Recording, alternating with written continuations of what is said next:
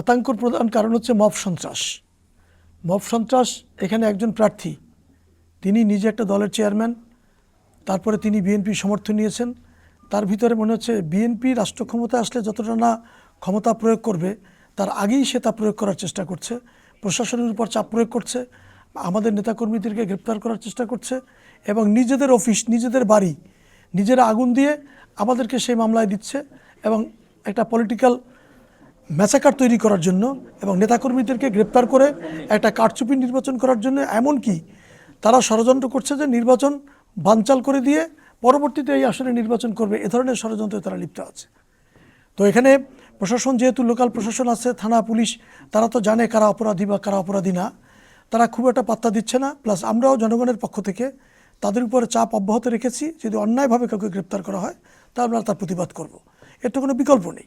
তো যার ফলে মানুষের মধ্যে একটা আশঙ্কা আছে যে এই মব সন্ত্রাসী সে কোনো নতুন নির্বাচন বানচাল করার জন্য নতুন ধরনের কোনো মব সৃষ্টি করে কিনা, মিডিয়ার উপরে চাপ প্রয়োগ করে কিনা, প্রশাসনের উপর চাপ প্রয়োগ করে কিনা, এটা নিয়ে একটু আতঙ্ক আছে। তবে আমার দৃঢ় বিশ্বাস মানুষ স্বতঃস্ফূর্তভাবে ভোট কেন্দ্রে আসবে। আমি বলি, তার পক্ষ থেকে পরিষ্কারভাবে বিভিন্ন বাড়িতে সংখ্যালঘুদেরকে হুমকি দেওয়া হচ্ছে যে তারা যাতে ভোট কেন্দ্রে না আসে। তো এই কালচার তো গলাচিপা দশমিনা কখনো ছিল না। তো এগুলো তারা নতুন করে তৈরি করছে।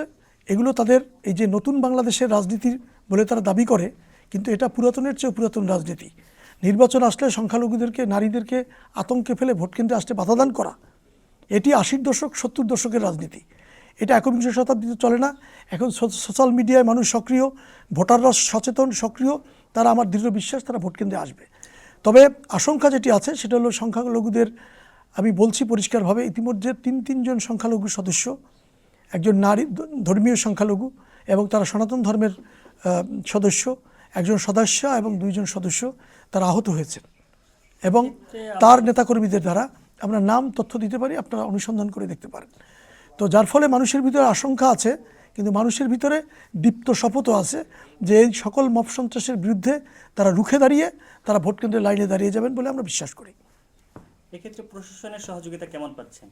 আমি পরিষ্কারভাবে বলছি যে 5ই আগস্টের পরে যে প্রশাসন যে একটা ট্রমার মধ্যে পড়েছে, যে মব সন্ত্রাসের ট্রমা, যে তারা সক্রিয়ভাবে কাজ করতে পারছে না, যেখানে সেখানে প্রশাসনকে হেনস্থা করা, প্রশাসনকে চাপ প্রয়োগ করা, তাদের মতো করে সিদ্ধান্ত নেওয়ার চেষ্টা করা, এই সবগুলো নিয়ে প্রশাসনের ভিতরে একটি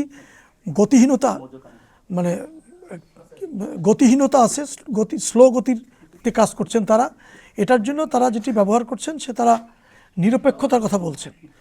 নিরপেক্ষতার তো এক জিনিস, কিন্তু যেটা অন্যায়, সে অন্যায়ের যদি বিচার না হয়, যেটা অপরাধ সেটার যদি বিচার না হয়, তাহলে তো অপরাধীরা উৎসাহিত হবে।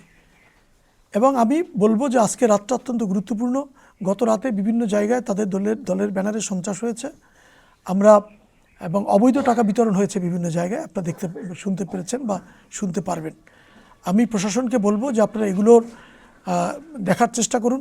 মানুষ কিন্তু প্রতিবাদী হয়ে উঠছে, তারা যে কোনো সময় এগুলোর বিরুদ্ধে রুখে দাঁড়াবে, তখন প্রশাসনের নিয়ন্ত্রণের বাইরে চলে যাবে সব কিছু।